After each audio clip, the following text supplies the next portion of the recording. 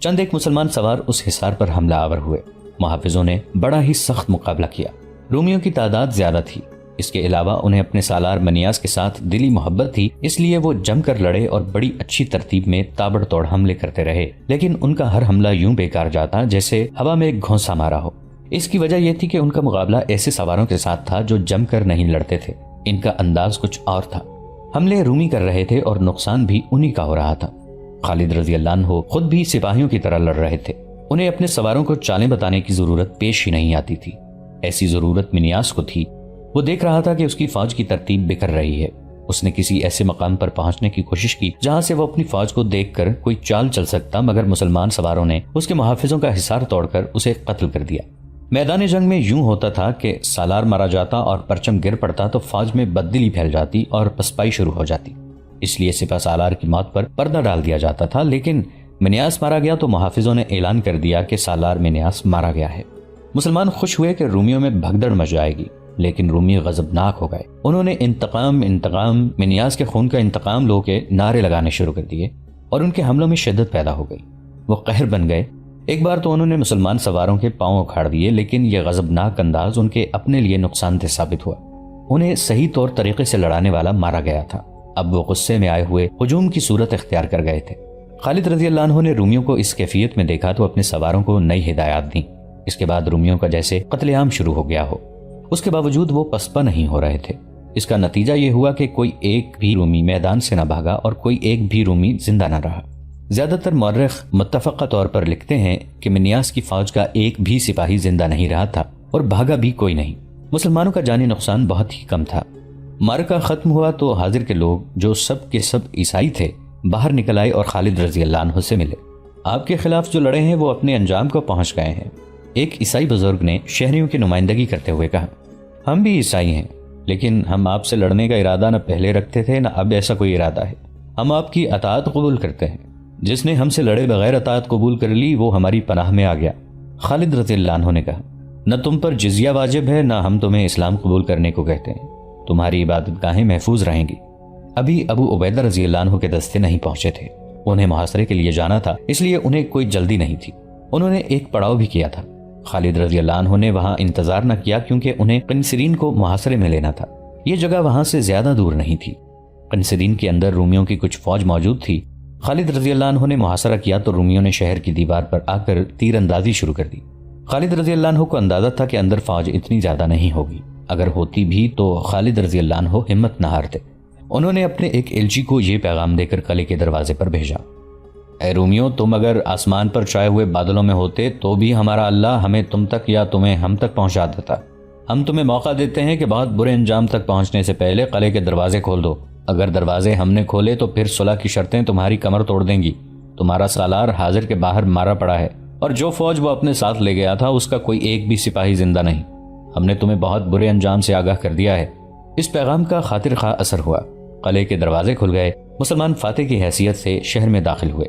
جزیے کی رقم اور دیگر شرائط طے ہوئیں، جن میں حسب معمول ایک شرط یہ بھی تھی کہ قنسرین شہر اور اس کے شہریوں کی عزت اور جان و مال کی حفاظت مسلمانوں کی ذمہ داری ہے، اور جو شہری شہر چھوڑ کر جانا چاہتا ہو وہ اپنے خاندان کے افراد اور اپنے مال و اموال کو اپنے ساتھ لے جا سکتا ہے۔ جب خالد رضی اللہ عنہ قنسرین کو پوری طرح لے چکے تھے اس وقت ابو عبیدہ رضی اللہ عنہ پہنچے۔ ابو عبیدہ رضی اللہ عنہ نے خالد رضی اللہ عنہ کو گلے لگاتے ہوئے کہا، تجھ پر اللہ کی رحمت ہو، میں حاضر کے باہر رومیوں کی لاشیں دیکھ آیا ہوں۔ ابو عبیدہ رضی اللہ عنہ نے اسی روز مدینہ خلیفۃ المسلمین کو پیغام بھیجا جس میں انہوں نے خالد رضی اللہ عنہ کی اتنی بڑی کامیابی کی تفصیلات لکھی۔ یہ کامیابی اس لحاظ سے بہت بڑی تھی کہ سلطنت روم کے تابوت میں ایک اور کیل گاڑ دی گئی تھی۔ تقریباً تمام مورخوں نے لکھا ہے کہ امیر المؤمنین عمر بن خطاب رضی اللہ عنہ نے یہ پیغام پڑھ کر کہا تھا، اللہ نے خالد کو سپاہ گری اور سالاری پیدائش کے ساتھ ہی عطا فرمائی تھی۔ ابو بکر پر اللہ کی رحمت ہو، وہ مجھ سے بہت بہتر مردم شناس تھے۔ قنسرین سے آگے حلب ایک اور مشہور شہر تھا جہاں رومیوں کی خاصی بڑی تعداد قلعہ بند تھی۔ رومی سالار جو وہاں کا قلعہ دار تھا اس کا نام یوقنا تھا۔ یہ بھی تجربہ کار سالار تھا جس نے بے شمار لڑائیاں لڑیں اور ہر لڑائی میں فتح حاصل کی تھی۔ ابو عبیدہ رضی اللہ عنہ اور خالد رضی اللہ عنہ حلب کی طرف پیش قدمی کر رہے تھے۔ رومی سالار یوقنا کو اطلاع ملی کہ مسلمانوں کا لشکر آ رہا ہے۔ رومی سالاروں نے کچھ عرصے سے یہ سلسلہ شروع کر دیا تھا کہ جب وہ سنتے تھے کہ مسلمانوں کا لشکر آ رہا ہے، وہ اپنے دستوں کو اکٹھا کر کے جوشیلی تقریر کرتے اور قلعے سے باہر آ کر لڑتے تھے۔ یہ ایک دلیرانہ اقدام تھا۔ وہ شاید یہ ظاہر کرنا چاہتے تھے کہ وہ مسلمانوں سے نہیں ڈرتے۔ یوحنا نے بھی ایسے ہی کیا۔ وہ حلب سے اپنے دستے نکال کر قلعے سے 6 میل دور آ گیا۔ مسلمانوں کی فوج کے ہراول میں اب بھی خالد رضی اللہ عنہ اپنے سواروں کے ساتھ تھے۔ یوحنا نے اپنے ساتھی سالار منیاس کی طرح مسلمانوں کے ہراول سے ٹکر لینے کا طریقہ اختیار کیا۔ یوحنا کو یقین تھا کہ وہ مسلمانوں کو قلعے سے دور ہی دور ختم کر دے گا۔ اسے بھی منیاس کی طرح توقع ہوگی کہ آمنے سامنے آ کر مسلمان رک جائیں گے اور جنگی ترتیب میں آ کر لڑیں گے۔ اب بھی خالد رضی اللہ عنہ نے ویسے ہی کیا کہ اطلاع ملتے ہی کہ آگے رومی لشکر آ رہا ہے، اپنے دستے کو جنگی ترتیب میں کر لیا۔ رومیوں کو دیکھ کر خالد رضی اللہ عنہ نے اپنے دستوں کو روکا نہیں، انہیں 3 حصوں میں تقسیم کر کے پہلوں سے حملہ کر دیا۔ سوار اس طرح گھوم پھر کر لڑے کہ رومی درمیان میں اکٹھے ہو گئے۔ خالد رضی اللہ عنہ نے سامنے سے بھی حملہ کر دیا۔ خالد رضی اللہ عنہ کا یہ جارحانہ انداز یوحنا کے لیے غیر متوقع تھا۔ اس نے جو سوچا تھا اس کے الٹ ہوا اور اس کے دستوں کے قدم اکھڑ گئے۔ اس معرکے میں بھی رومیوں کی تعداد مسلمانوں کی نسبت زیادہ تھی۔ یوحنا کے دستے حوصلہ ہار بیٹھے۔ اس نے پسپائی اختیار کی اور قلعے میں چلا گیا۔ یہ قلعہ پہاڑی کے اوپر تھا، اس لیے اسے سر کرنا بہت مشکل تھا۔ مسلمانوں نے قلعے کا محاصرہ کر لیا۔ یوحنا نے متعدد بار اپنے دستوں کو باہر نکال کر مسلمانوں پر حملے کروائے، لیکن جانی نقصان کے سوا اسے کچھ بھی حاصل نہ ہوا۔ یوحنا کو امید یہ تھی کہ شہنشاہ ہرقل کمک اور رسد بھیجے گا۔ اسے شاید معلوم نہ تھا کہ تمام تر شام میں مسلمان پھیل گئے ہیں اور اب اسے کہیں بھی کمک نہیں مل سکتی۔ اس نے دستوں کو باہر نکال کر حملوں کا سلسلہ روک دیا اور قلعے میں دبک کر بیٹھ گیا۔ مسلمان کسی نہ کسی طرح قلعے میں داخل ہونے کی کوشش کرتے رہے، لیکن کامیاب نہ ہو سکے۔ 4 مہینے محاصرے میں گزر گئے۔ قلعے کے اندر رومی ایسے پریشان اور خوفزدہ ہوئے کہ یوحنا نے ایک روز اپنا ایلچی باہر اس پیغام کے ساتھ بھیجا کہ وہ ہتھیار ڈالنے پر تیار ہے۔ یوحنا کو امید نہیں تھی کہ خالد رضی اللہ عنہ اس کی شرط کو تسلیم کر لیں گے۔ اس کی شرط یہ تھی کہ اسے اور اس کی فوج کو قلعے سے چلے جانے دیا جائے۔ اس کے ایلچی نے جب واپس آ کر اسے بتایا کہ مسلمانوں نے اس کی شرط مان لی ہے تو وہ حیران رہ گیا۔ نہیں، اس نے کہا، ایسا نہیں ہو سکتا کہ فاتح اس فوج کو بخش دے جس نے اس کے آگے ہتھیار ڈالے ہوں۔ میں جانتا ہوں کیا ہوگا۔ جب نہتے سپاہی باہر نکلیں گے تو مسلمان انہیں قتل کر دیں گے۔ آخر وہ وقت آ گیا جب یوحنا کے دستے بغیر ہتھیاروں کے باہر نکلے اور مسلمانوں کی فوج کے درمیان سے گزر گئے۔ یوحنا کو سب سے پہلے نکلنا چاہیے تھا، لیکن وہ آخر میں بھی باہر نہ نکلا۔ خالد رضی اللہ عنہ قلعے میں گئے تو یوحنا نے ان کا استقبال کیا۔ اے رومی سالار، خالد رضی اللہ عنہ نے کہا، تو جا سکتا ہے۔ ابن الولید، یوحنا نے کہا، میں نہیں جاؤں گا۔ اگر میں تمہارے ساتھ رہنا چاہوں تو مجھے کیا شرط پوری کرنی پڑے گی؟ اسلام قبول کر لے۔ خالد رضی اللہ عنہ نے کہا، پھر تیری حیثیت یہی رہے گی جو اب ہے۔ بے شک میری یہی خواہش تھی، یوحنا نے کہا۔ اس نے خالد رضی اللہ عنہ کے ہاتھ پر اسلام قبول کر لیا اور اگلے ہی معرکے میں اس نے ثابت کر دیا کہ وہ اسلام کا وفادار سالار ہے۔ انطاکیہ شام کا ایک بڑا شہر تھا۔ اس کی اہمیت یہ تھی کہ شہنشاہ ہرقل نے اسے اپنا ہیڈ کوارٹر بنایا تھا۔ یہیں سے وہ احکام، کمک اور رسد وغیرہ اپنی فوج کو بھجوایا کرتا تھا۔ ہرقل اب وہاں نہیں تھا، وہ شام کی سرحد سے جا چکا تھا اور غالباً قسطنطنیہ میں تھا، لیکن انطاکیہ میں رومی فوج اور ہیڈ کوارٹر موجود تھا۔ وہاں سے رومیوں کو نکالنا لازمی تھا، اس سے شام کی فتح مکمل ہو جاتی تھی۔ ابو عبیدہ رضی اللہ عنہ نے انطاکیہ کی طرف پیش قدمی کا حکم دے دیا۔ حسب معمول خالد رضی اللہ عنہ اپنے گھڑ سوار دستے کے ساتھ ہراول میں جا رہے تھے۔ انطاکیہ چونکہ رومیوں کا آخری بڑا قلعہ اور اہم مقام رہ گیا تھا اور وہ رومی فوج کا مرکز بھی تھا، اس لیے توقع تھی کہ وہاں یرموک جیسا خونریز معرکہ ہوگا۔ ابو عبیدہ رضی اللہ عنہ اور خالد رضی اللہ عنہ نے اپنے مجاہدین کو آگاہ کر دیا تھا کہ آگے کیا خطرہ ہے۔ سب سے بڑا خطرہ تو یہ تھا کہ مجاہدین کی اس فوج کو مدینہ سے نکلے 4 سال ہو چلے تھے اور وہ مسلسل لڑ رہے تھے۔ جہاں تک جسم کا تعلق تھا وہ ختم ہو چکے تھے۔ اب تو یہ روح کی قوت تھی جو انہیں انسانی سطح سے بہت اوپر لے گئی تھی۔ انہوں نے اپنے آپ کو اللہ کے سپرد کر دیا تھا۔ انہیں آرام نہیں ملتا تھا۔ دن تلواروں کی جھنکار، تیروں کے زناٹوں، برچھیوں کے وار روکنے اور وار کرنے میں گزر جاتا اور راتیں اپنے زخمی ساتھیوں کی کربناک آوازوں میں گزرتی تھیں۔ وہ باطل کی ایک چٹان کو توڑتے تو ایک چٹان سامنے آن کھڑی ہوتی۔ وہ آخر گوشت پوست کے انسان تھے اور یہ گوشت پوست تھکن سے ٹوٹ پھوٹ گیا تھا۔ دشمن ان کی جسمانی کیفیت سے آگاہ تھا اور یہی ایک خطرہ تھا جو سالار محسوس کر رہے تھے۔ انطاکیہ کا دفاع بہت مضبوط تھا۔ جاسوسوں کی لائی ہوئی اطلاعیں سالاروں کو پریشان کر رہی تھیں، مگر رکنا اور انتظار کرنا بھی خطرناک تھا۔ رومیوں کی کمک آنے سے پہلے انطاکیہ پر قبضہ کرنا ضروری تھا۔ مجاہدین کو قرآن کی یہ آیت بار بار یاد دلائی جاتی رہی کہ لڑو اس وقت تک جب تک کفر کا فتنہ ختم نہیں ہو جاتا، حکمرانی صرف اللہ اور اللہ کے دین کی رہ جائے۔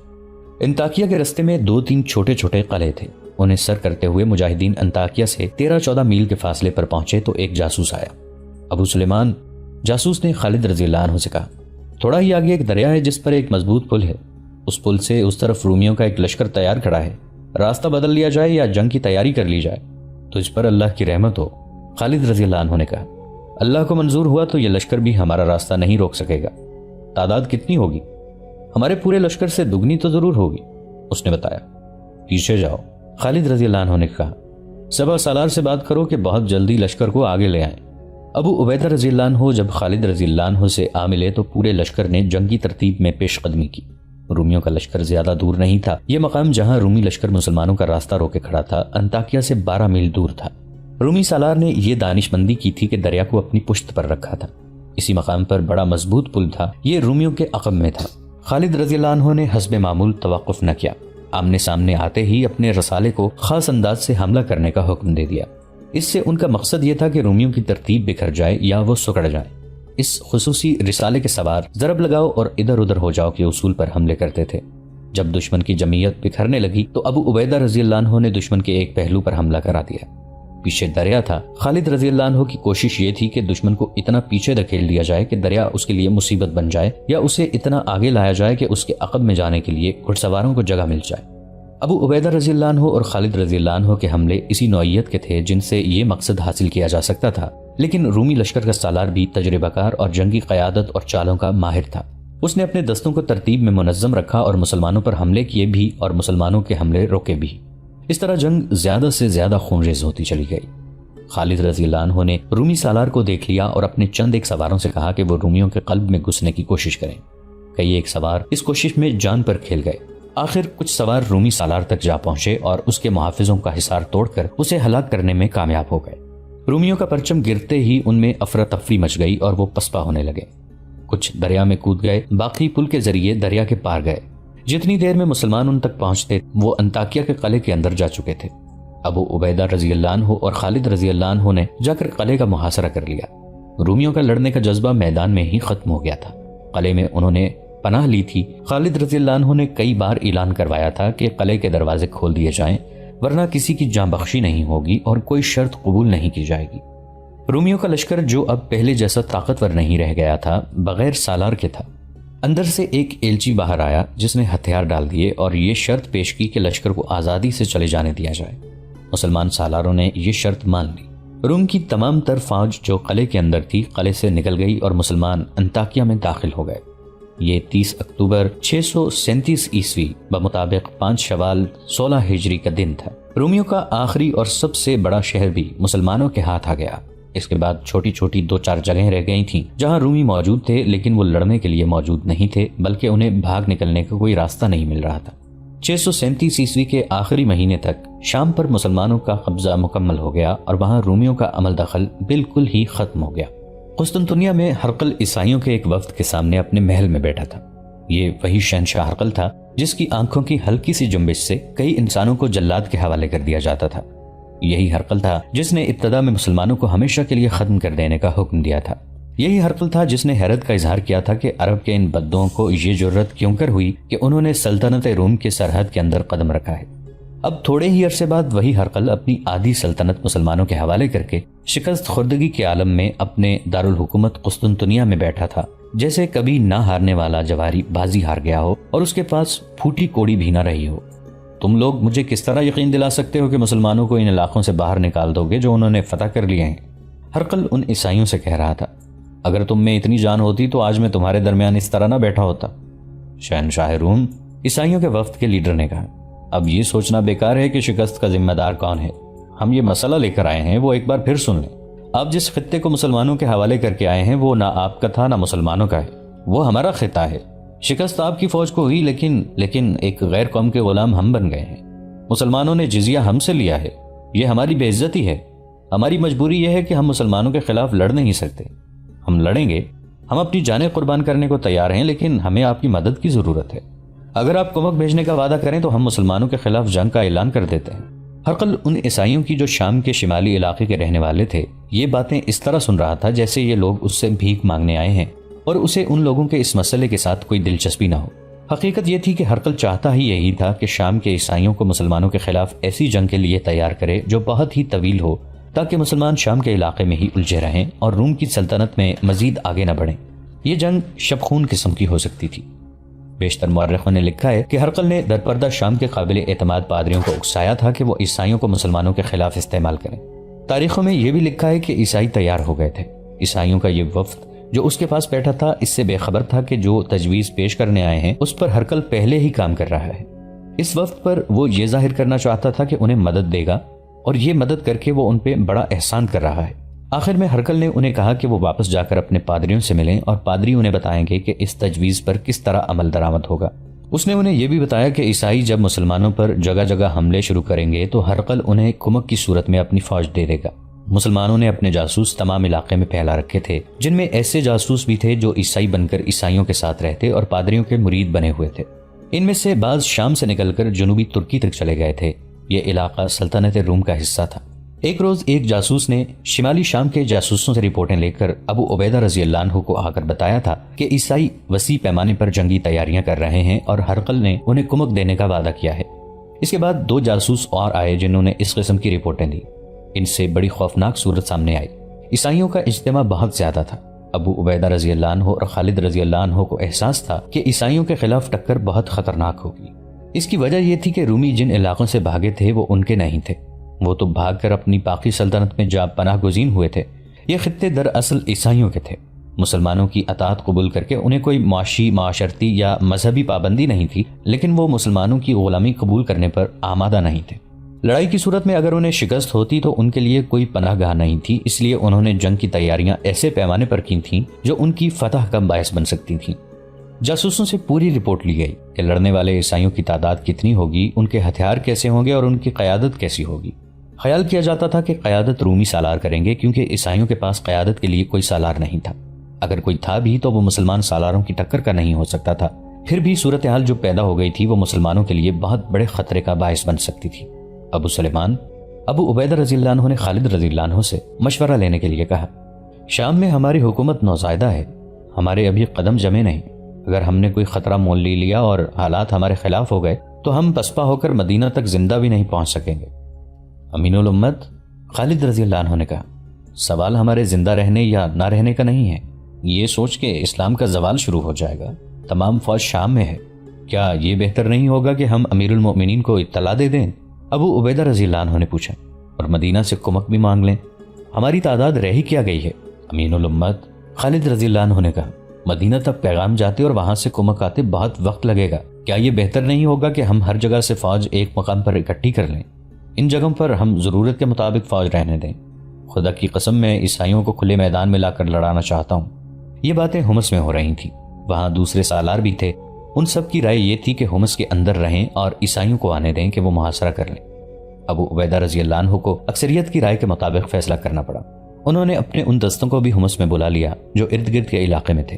اس کے ساتھ ہی ابو عبیدہ رضی اللہ عنہ نے ایک تیز رفتار قاصد کے ہاتھ خلیفۃ الرسول عمر رضی اللہ عنہ بن الخطاب کو پیغام بھیج دیا، جس میں انہوں نے تفصیل سے لکھوایا تھا کہ عیسائیوں نے ہرقل کی پشت پناہی میں کیا صورتحال پیدا کر دی ہے۔ ابو عبیدہ رضی اللہ عنہ نے یہ بھی لکھوایا کہ وہ حمص میں قلعہ بند ہو کر لڑیں گے۔